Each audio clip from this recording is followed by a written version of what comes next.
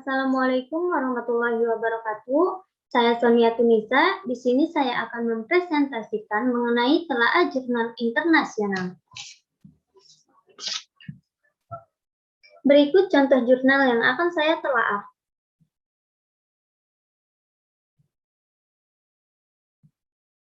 Judul jurnal, The Effect of Sex Education in Promoting Sexual and Reproductive Health in Portuguese University Student, yang artinya efek pendidikan seks dalam mempromosikan kesehatan seksual dan reproduksi pada mahasiswa Portugis. Penulis atau autornya, Marta Reis, Lucia Ramiro, Margarida Gaspar de Matos, Jos Alves Diniz. Publikasinya, link jurnal tidak tercantum, bulan tidak tercantum, tahun 2011, volume tidak tercantum, nomor dan halaman, nomor 29, halaman 477 sampai 485. Penelaah Sonia Tunisa, tanggal telaah 19 Agustus 2021. Selanjutnya, deskripsi jurnal. Yang pertama ada tujuan utama penelitian. Tujuan dari penelitian ini adalah untuk menganalisis pentingnya pendidikan seks di sekolah dan apa pengaruhnya dalam mempromosikan perilaku seksual yang sehat di kalangan mahasiswa. Selanjutnya, hasil penelitian. Hasil penelitian menunjukkan siswa yang mendapatkan pendidikan seks di sekolah menyebutkan lebih sering memiliki perilaku seksual berisiko yang sedikit, atau lebih jarang berganti pasangan, lebih sedikit berhubungan seks dengan alkohol dan obat-obatan, lebih sedikit IMS, lebih sedikit kehamilan yang tidak diinginkan, dan aborsi. Selanjutnya, kesimpulan penelitian. Kesimpulan dari penelitian menunjukkan hubungan positif antara menerima pendidikan seks dan perilaku pengetahuan dan keterampilan seksual protektif. Selanjutnya, masuk ke telaah jurnal. Yang pertama ada fokus utama penelitian. Fokus dari penelitian ini adalah tentang pengaruh pendidikan seksual terhadap promosi seksual dan kesehatan reproduksi. Selanjutnya, elemen yang mempengaruhi tingkat kepercayaan suatu penelitian. Yang pertama ada gaya penulisan seperti sistematika penulisan dan tata bahasa. Sistematika penulisan sudah jelas, nama jurnal, judul penelitian, autor, abstrak, pendahuluan, metode, hasil, diskusi, pembahasan, kesimpulan, dan referensi. Tata bahasa yang digunakan penulis sudah cukup baik, pembaca mampu menangkap isi dengan baik dan mudah. Selanjutnya, penulis, yaitu kualifikasinya. Kualifikasinya, penulis sudah sesuai dengan penulisan, yaitu Faculty of Human Kinetics dan CMDTLA, Institute of Hygiene and Tropical Medicine.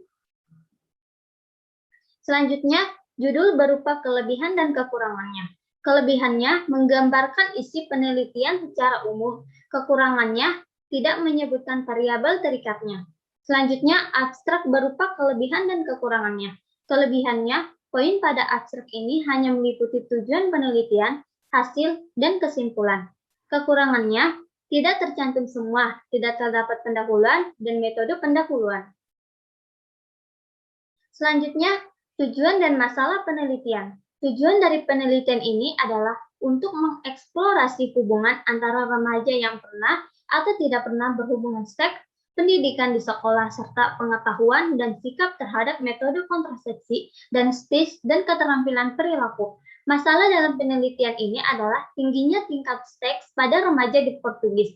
Oleh karena itu, pendidikan kesehatan reproduksi sangat penting untuk mengurangi hubungan seksual yang berisiko dengan menggunakan alat kontrasepsi.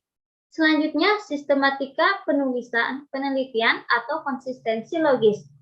Penulisan jurnal ini telah memenuhi kriteria logis dan konsisten. Sistematika penulisannya runtut dan padu. Selanjutnya, pertanyaan penelitian dan hipotesis. Pertanyaan dalam penelitian tidak dituliskan dalam jurnal penelitian ini. Hipotesisnya tersirat. Apakah terdapat pengaruh pendidikan seksual terhadap promosi seksual dan kesehatan reproduksi pada mahasiswa Portugis? Sasaran dalam penelitian ini adalah mahasiswa Portugis antara 18 tahun dan 35 tahun.